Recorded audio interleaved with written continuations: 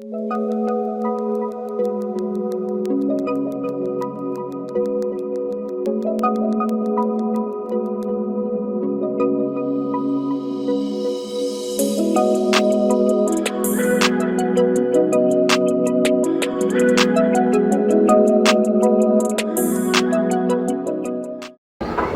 everybody, and welcome again to this another episode of Going Beyond the Lanes.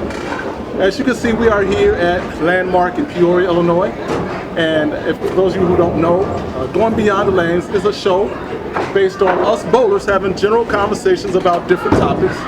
And what's different about this show is that we're talking about things outside of bowling. So thus the name Going Beyond the Lanes. This week's topic is definitely a doozy. I say that every week.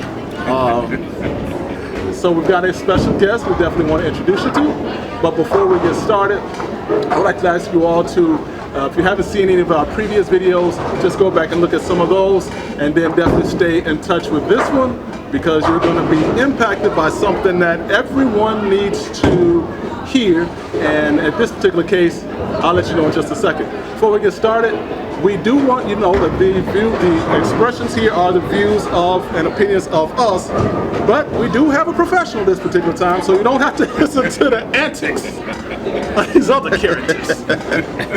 With that being said, let's get it started. We'd like to introduce our guest first. Thank you, brother. Introduce yourself. Hello, everyone. My name is Aaron Kilgore. I'm a State Farm agent here in Peoria. My office is located on Sterling Avenue, 3805 North Sterling Avenue in Sterling Plaza. And I'm just happy to be here, happy to share whatever knowledge I can about financial services. Hey, you let the cat out the bag. We weren't supposed to. Oh, I'm sorry. Yeah. Hey, cut that. Anyway, next we got on this left, we got my man's. Oh, is that left or right? Oh, that's the left. Okay, my fault. We got the on left. We got. Go ahead and introduce yourself. Who is that over there? I'm Heavy, aka Boss Hall, aka Breaking News. Breaking news. Breaking news. I ain't seeing it. And to Aaron's right, we've got. As you already know, Okay. TY, aka Skullcap Tony. Fellas, we do got a good one today. What the topic we're going to talk about today is finances. How to be able to create generational wealth. That's something that's extremely important in the African American community, not just the African American community, but communities overall. It's time for us to be able to learn that pathway, that strategy, on how to be able to get to that point where we can have some financial freedoms. So that's why we have Aaron here today.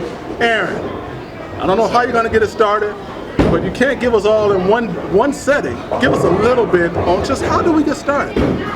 So I think a good place to start is to talk about what everybody should be talking about, which is just how do you use money? Right? How do you spend your money? Do you have a basic budget? Do you understand the income that's coming in and the expenses and the outflows that's going out? There's a lot of individuals who I have a chance to talk to on a daily basis who don't always understand where their money is going. And a lot of times it's just sitting down and having the basic conversation, which is how much do you make and how much are you spending, and in addition to that, where are you spending it? So if you're having a situation where you're not able to break down the spending habits and understand, maybe you're spending a whole lot on fast food, or maybe you're spending a whole lot on whatever it may be, whatever your vice is, right? But if you don't understand just how much that is, then that's a great place to start, is just analyze where is your money going, and is that okay? So what you're saying, we have more money than we probably think we have? I think so, yeah. A lot of times when I sit down with people and I walk through, this is your income, and most everybody knows where their income is. But then when we get to the expense side, and I'll give you an example. I sat down with a young lady, this was a couple weeks ago, and her husband are tobacco users. They didn't understand just how much per month they were spending on tobacco products, on cigarettes. And so when we broke it down, they found out that 20% of their expenses a month were going to cigarettes and tobacco. Now that may not sound like a lot, but when you compound that month over month over month, then you start understanding just how much that is. And that they were floored. They had no idea that that's how their money was being used. Yeah, I had a family member that I did that exercise with. Who are you, by the way? This dude just walks in on the building. Yeah, I was here on time. It was 6:30. I was here at 6:29. This is, for those of you who don't know, this is part of the crew. Flex in the building. All right.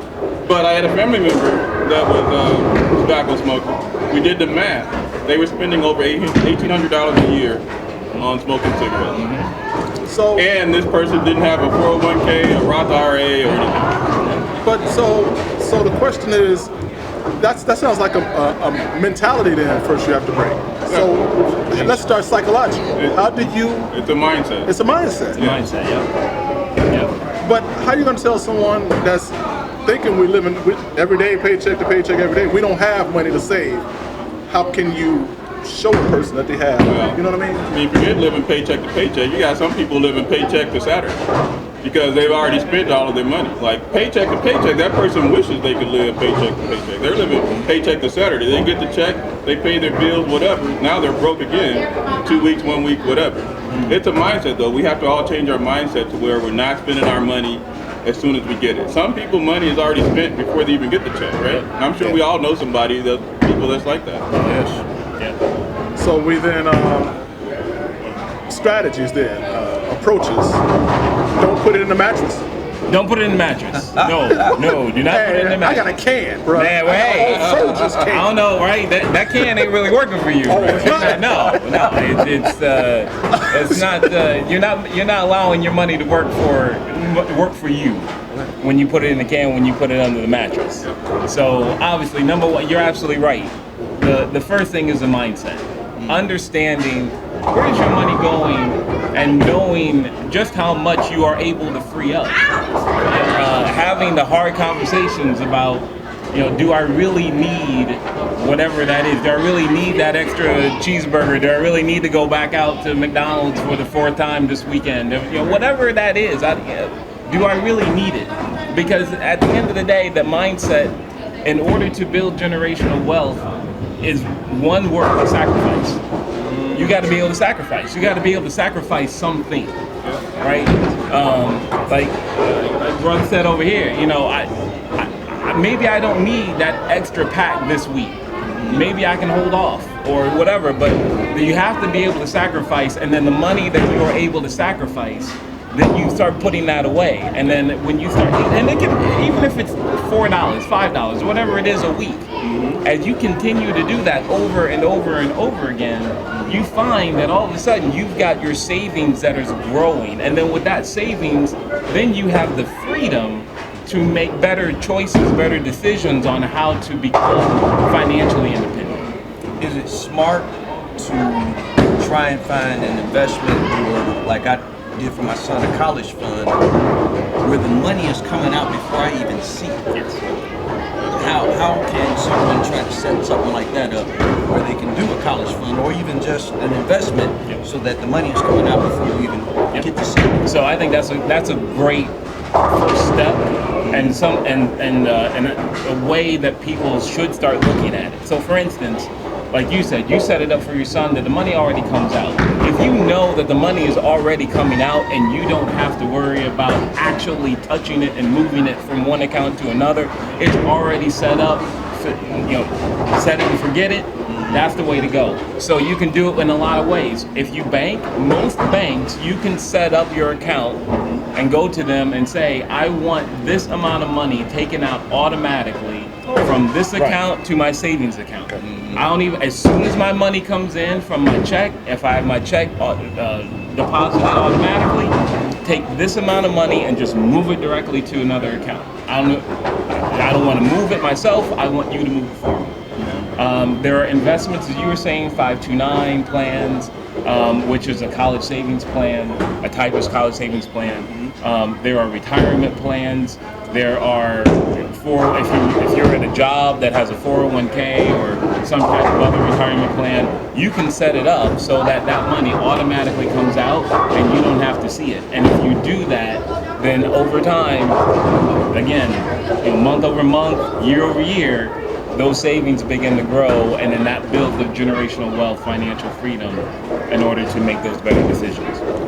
And that's the best way to live, check to check. Because then now, essentially, all you're doing is you're making that budget so that your money goes from one spot to the next, to the next, to the next. So you know what you're going to do on groceries, you know what you put in your 529 plan, you know what you're doing for extracurricular activities. Like, that's the best way to do it. So you give your money a job even before you have it, and then that way your money works for you. So, question, Aaron, that I have, when you go back to I want to touch back on when you say the people that, one of the clients you talked to that was spending a lot of money on tobacco. That's a whole lot of money going up in smoke.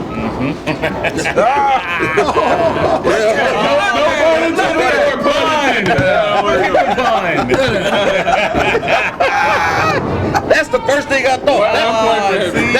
That's going up in smoke. I'm looking up, it's just going in smoke.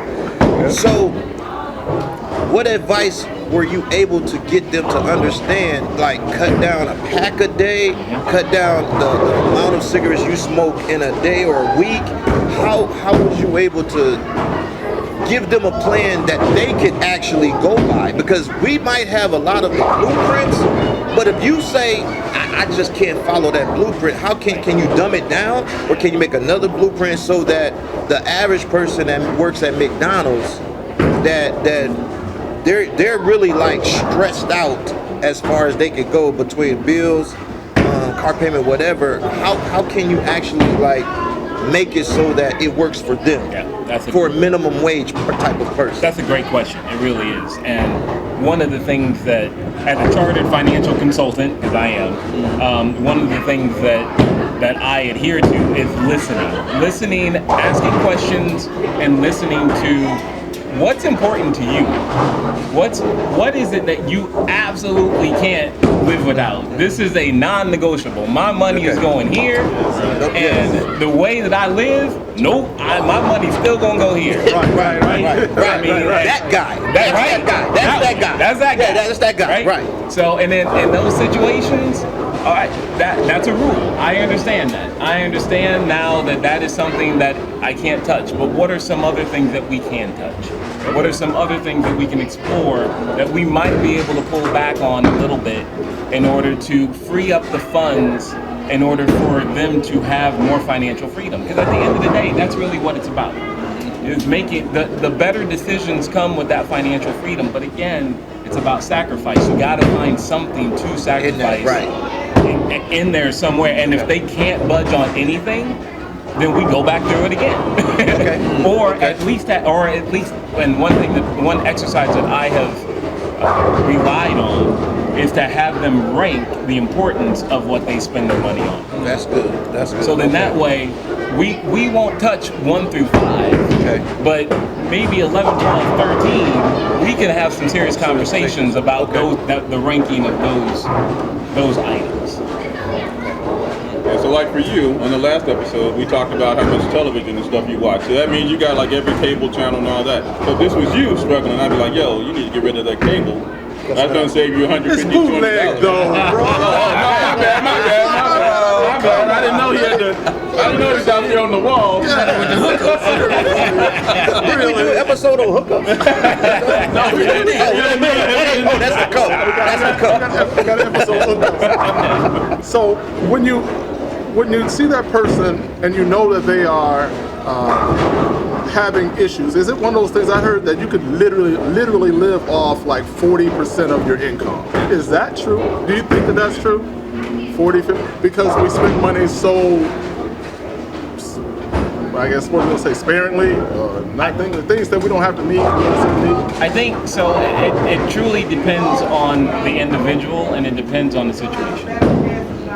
If you are making $1,500 a month and your expenses, you've pared them down as much as possible.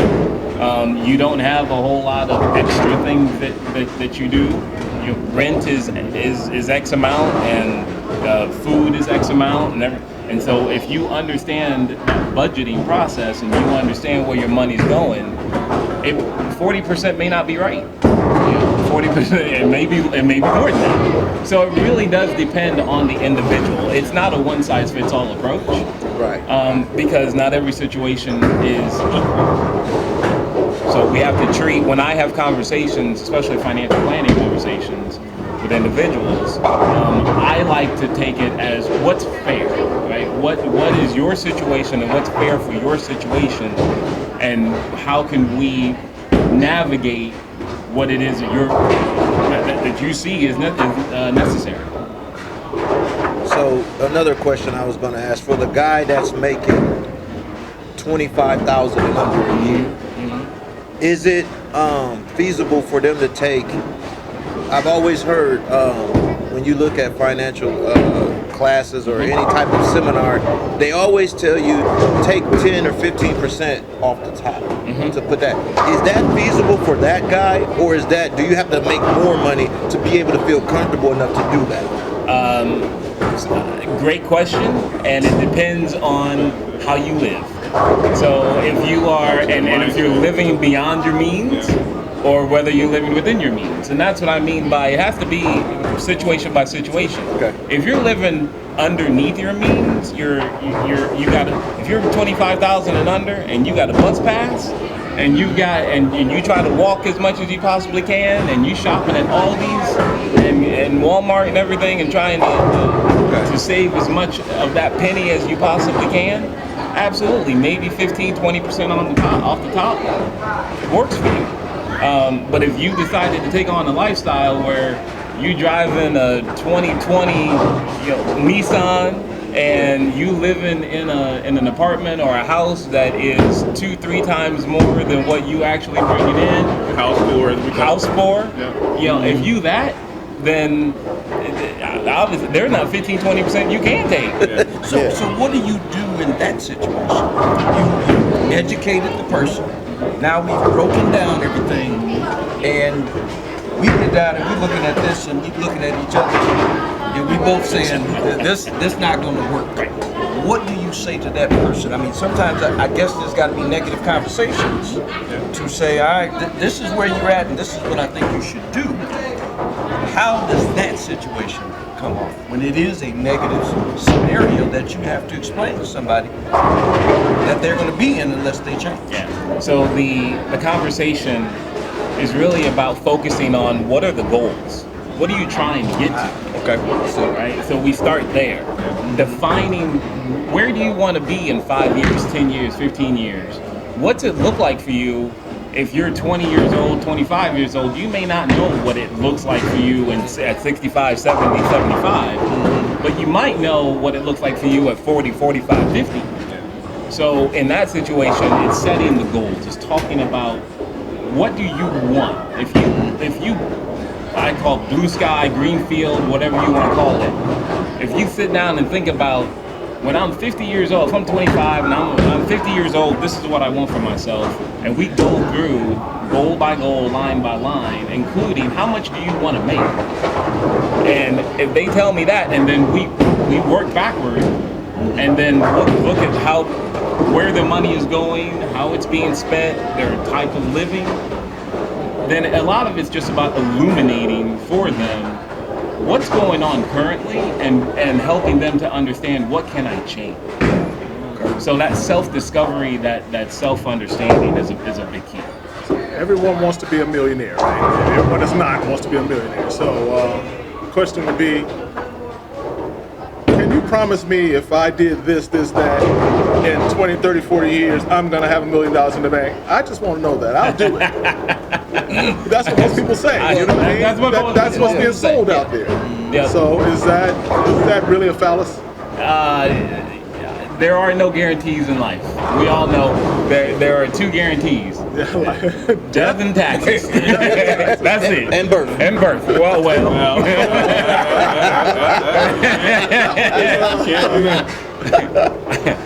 I'll let you have that one.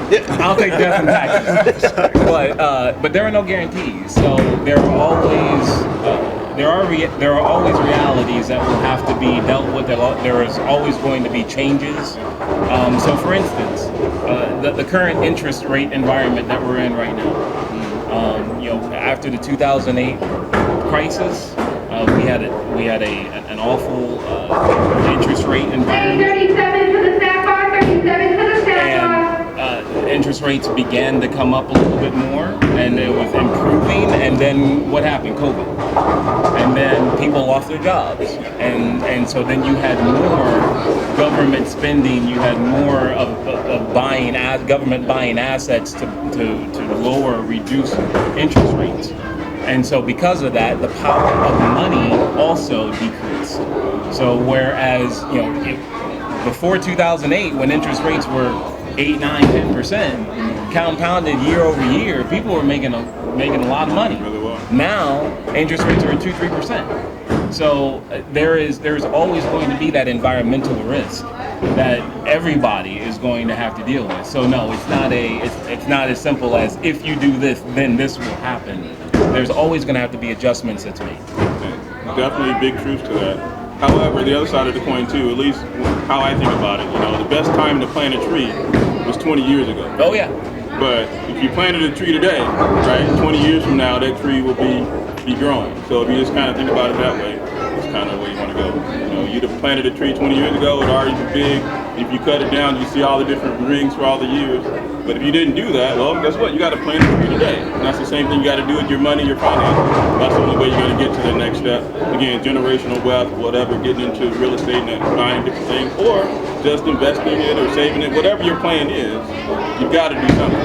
I think what I love about the tree example, real quick, is that you got to start today. Yes. Right? You can't wait till tomorrow. Tomorrow's not promised, we all know that, but the earlier you start, the farther you get, and that's whether that is with investments, whether that's with life insurance, whether that's with any retirement planning, whatever it may be. When you start early, then you reap the benefits in a real way. What we're going to do now is we're going to get ready to take a break for just a second here. We're going to let Coach give us our tips. But Aaron, I'd like for you to think about this question here when we come back on the other side, and that is, what's probably the most disheartening thing you feel in respect to our community being uneducated on how to be able to get back on feet, get on their feet? Absolutely. All right, so with that being said, we're going to take a break for just a moment. We're going to have, is it you, Coach? Of course. Well, we got the imposter, the coach right. imposter, That's right. to give us a He's the tip one. for the day. And we'll be back in just a couple moments. Hold on.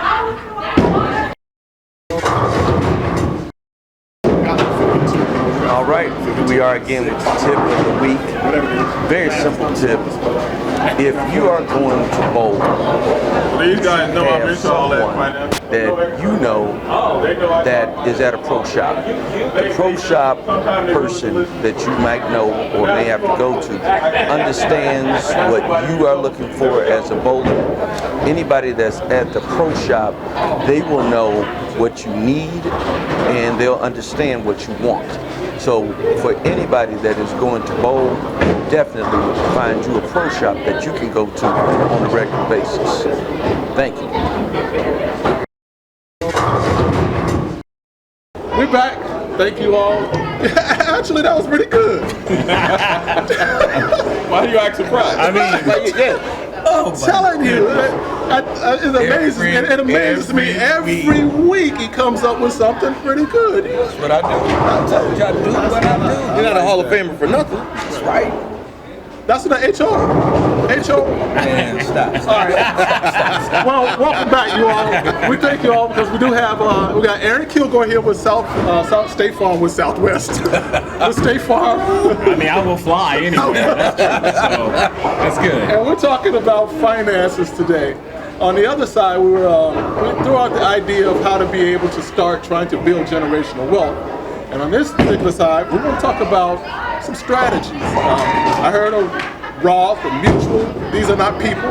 These are actual programs, or whatever they are. Eric acting his wage over there on his shirt. That's right. But we got a professional here to let Aaron to be able to help guide us now. Just those of us who don't know, just some basic strategies on how to be able to get started, and then we're going to go ahead and go talk to Aaron at a later time and so forth.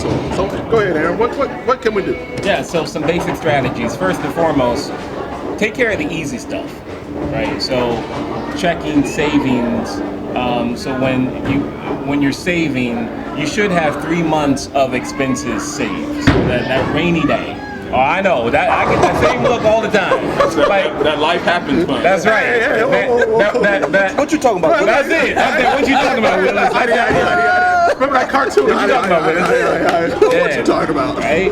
But conventional wisdom is you should have 3 months of expenses saved and accessible, liquid, that you can get to, so that if something happens and you get injured or sick and you're not able to work, that you've got opportunities, you have that savings account that you can come into and make sure that your livelihood is continuing.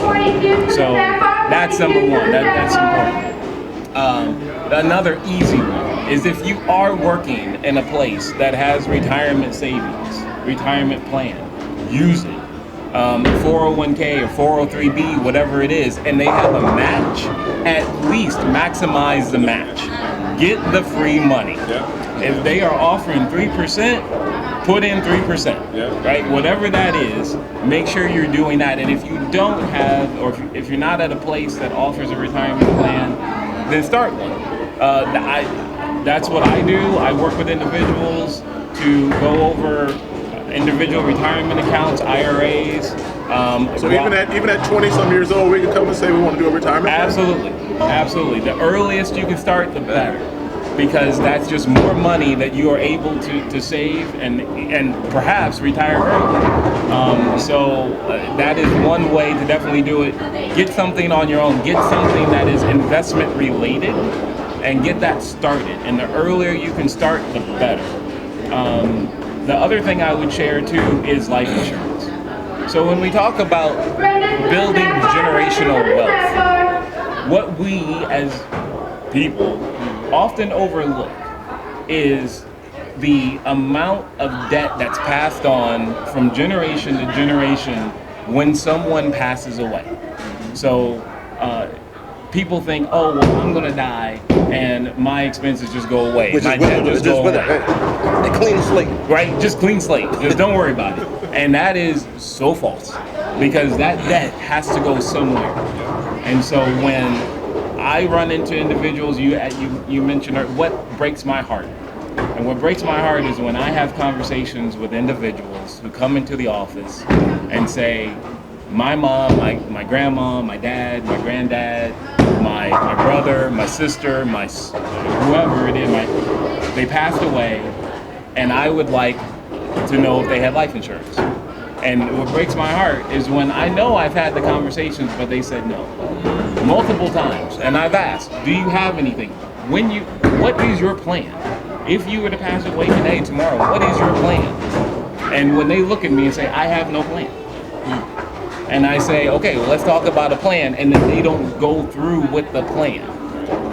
And then when I have to have the conversation with their loved one who's looking for a plan, and there is no plan, because I tried, but there was nothing there. And then they're looking at debt for not just the funeral costs, but credit card debt, house debt, maybe outstanding loans, car debt, all of that's there. Guess what? That's got to go someplace. And guess who pays for that? The executor of the estate, which a lot of times is, if it's a child, it's a brother, it's a sister, it's a mom, it's a dad, it's somebody.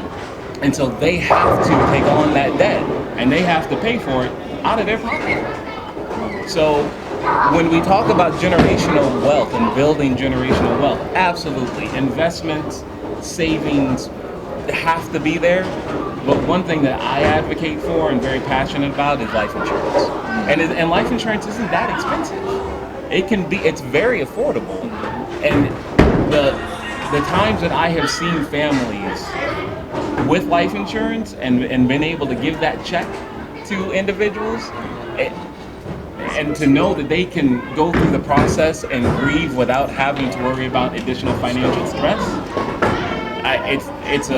it's like no feeling in the world. Yeah. No feeling in the world. So, since we're talking about trying to start this, gain this income and get out of debt and so forth, for a person my age, let's say for a guy that's 50 years old, and you have some money, most people think when you start to invest, you got to have a lot of money to put into this. You know, what is a fair amount to start with so that you can start to see some growth with that? So, any amount that you can afford. Whatever you have. Whatever you got. Whatever you can give, whether it be $10, $5, $10, $25, whatever that is, just get started. So is that where the different funds come in, the mutual funds? It can. So some of the vehicles, as we're talking about the different types of vehicles, you got there are multiple vehicles that you can put your money in to help your money work for you. We all know savings accounts. Savings accounts, the interest rate on savings accounts are dismal, 0.01. 0.01, yeah. Right, that's about where savings accounts are. A step up from that are money market accounts. It's just a different type of savings account. But what a money market does is it has restrictions on either the amount of withdrawals you can take or the amount that you can withdraw from. But either way, there's a restriction, and because of those restrictions, you get a little bit more of an interest rate. That could be 0.05%. It's not a whole lot more, but still. Then you've got certificates of deposit, CDs. Those are, you can put money into a CD. You can put $500 into a CD. And a CD comes in different lengths of time. But what they do is, while that money is in the CD, it is not liquid.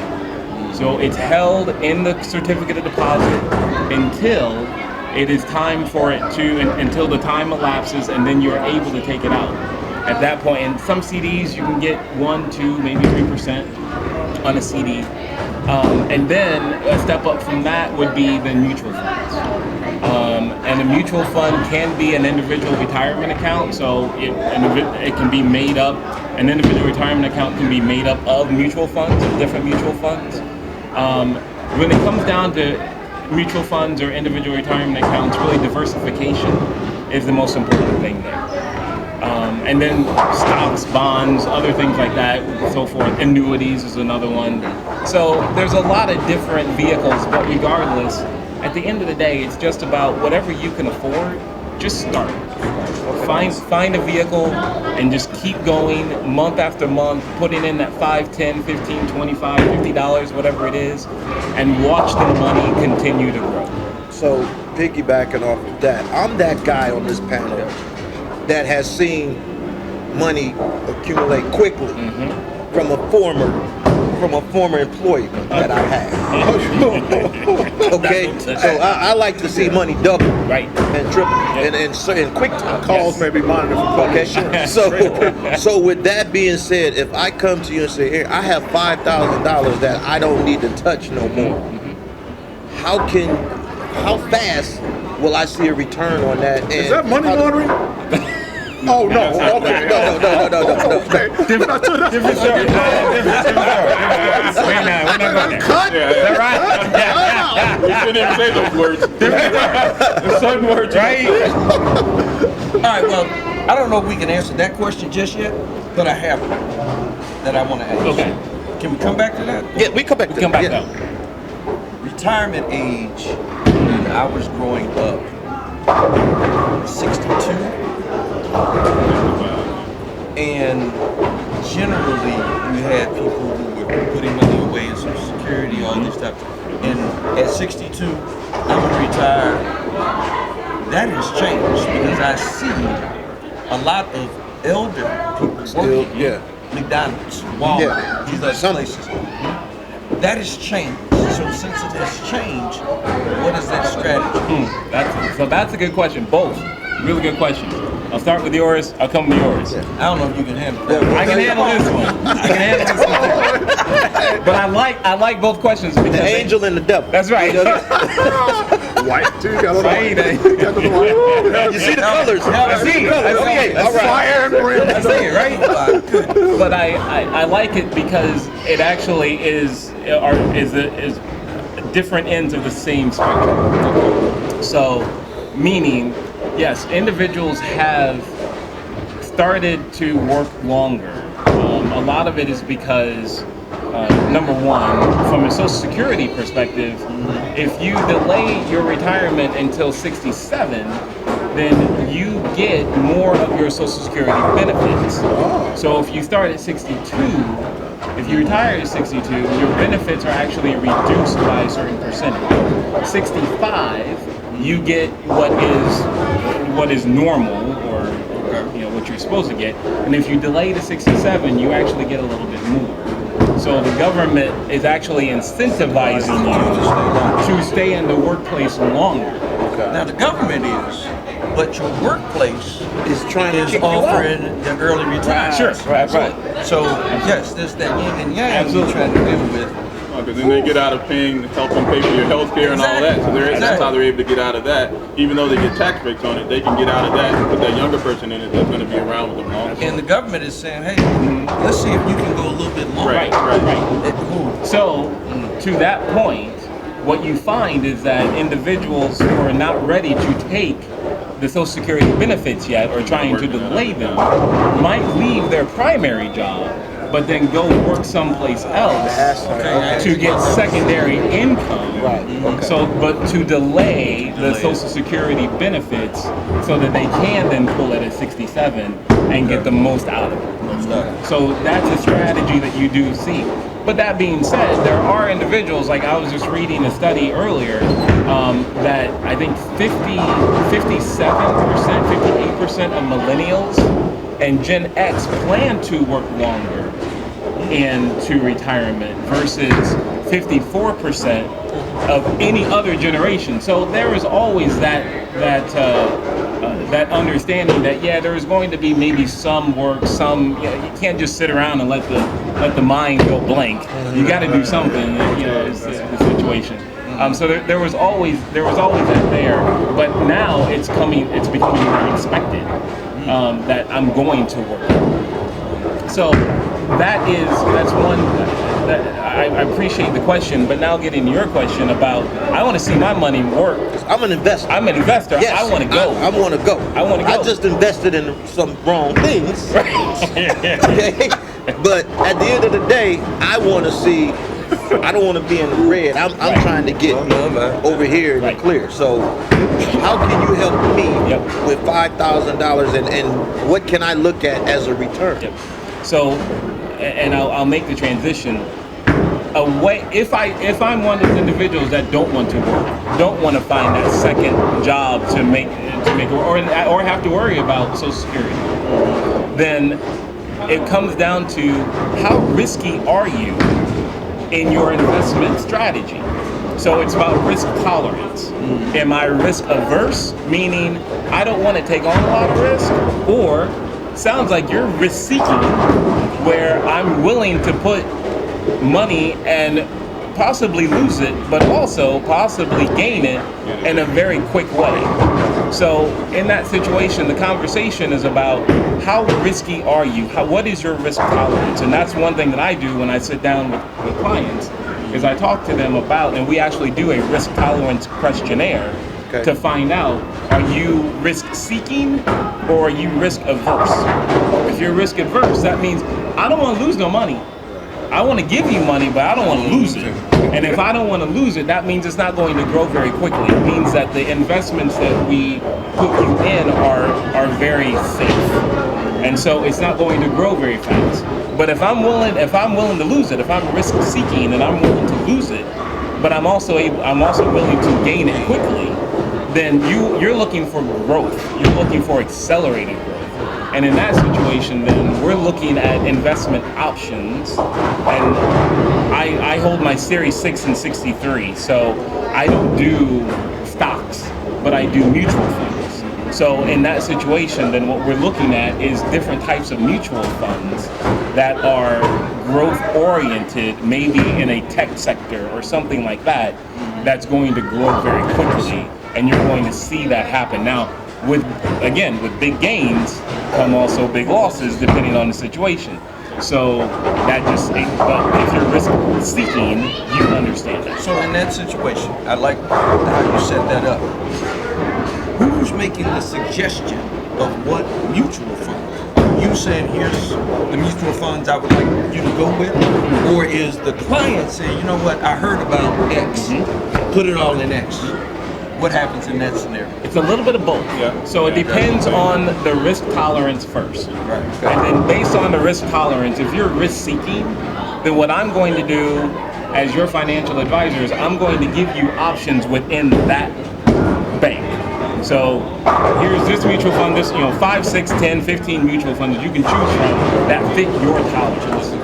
And I'm going to give you, based on research and empirical evidence, I'm going to give you what I think, well, not what I think, but what the research says is doing very well. And then if the person says, yeah, I appreciate that, but I want this. Right. Yeah. What happens Then in that situation, then it's my responsibility to just make sure that they understand what they're getting into, and that we cross our T's, dot our I's, and make sure that it is well documented that this is what you chose. So, for a new person getting in, said they're starting, a beginner, but they say, like myself, that they're risk seeking. What conversations have you had to where you've seen them lose it? That, you know what I'm saying, that you kind of was like, this just didn't work, I thought it was. How does that go? Very carefully. Very carefully. A lot of it is, as long as that they chose and that they understand the sectors within those investments. So if it's very technology heavy, Okay. but they see that the tech sector has taken a dip, Okay. or has fallen because of breaches that have taken place, and so because identity theft and identity breach may have impacted a certain company that they or a few companies, or whatever the event was, as long as we can talk through what happened, like why, yes, you understood what you were in, you understand the event or the events collectively that led to this. And then my conversation with them then is, so what would you like to do now?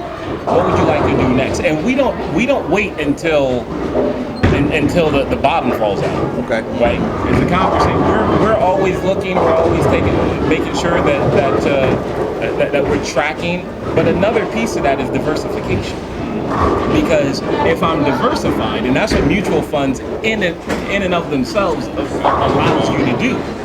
If I'm oversaturated in one area, then the losses in that one area is going to wipe me out. Yeah. But if I'm diversified and I've got technology over here, I got financials over here, I've got medical over here, I'm well diversified and well balanced, then yeah, one sector may have a decline, but the other sectors may have an increase. And so then that just offsets the losses that individuals have. So what I try to do is I always preach, talk, and recommend diversification. Even in mutual funds, don't put all your eggs in one basket. Even on mutual funds, try to diversify the amount of mutual funds that you have as well, so that you're in different sectors, different environments, even within the mutual fund space.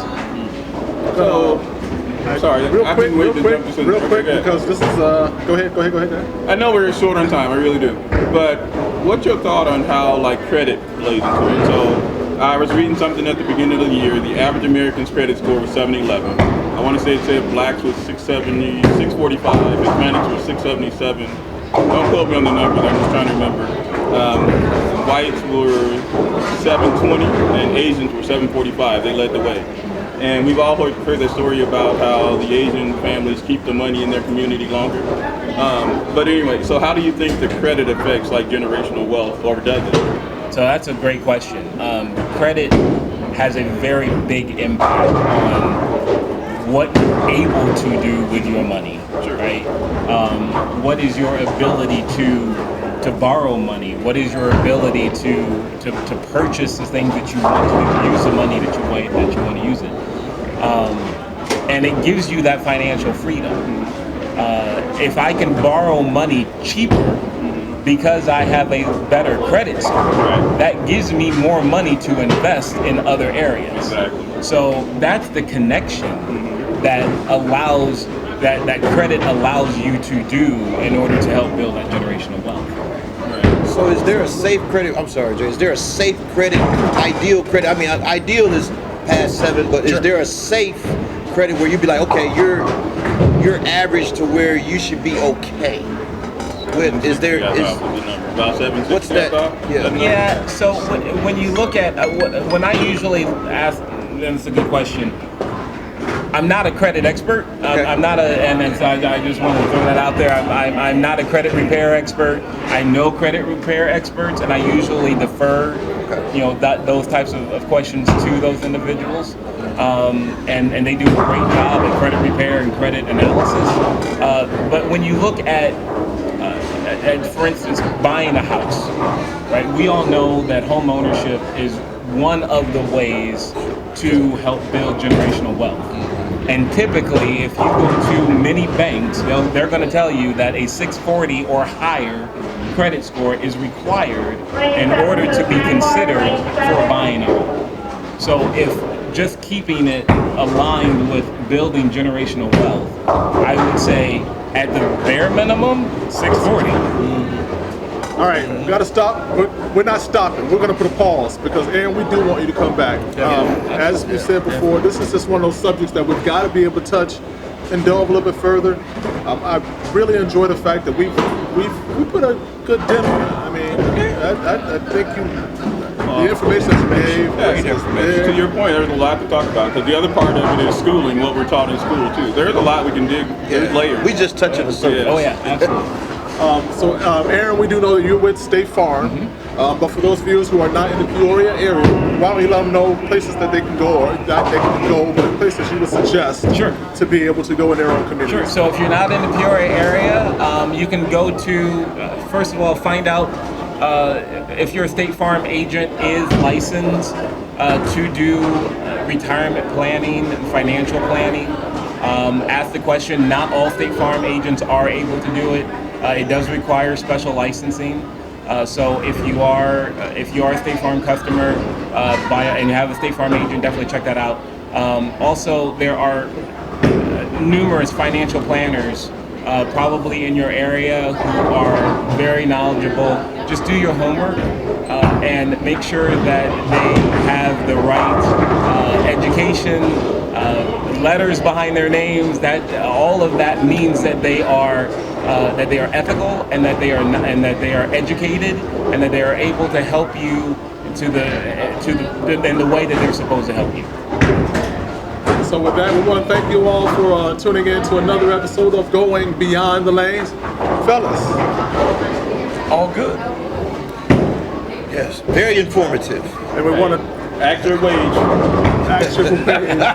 we want to thank Landmark Lanes for again allowing us to be out here, and we thank our sponsors, CustomBowlingJerseys.com. Aaron, we'll see you soon, right? Absolutely. I'll be happy to come back. Thank you, man. Take care, everybody. We'll see you later.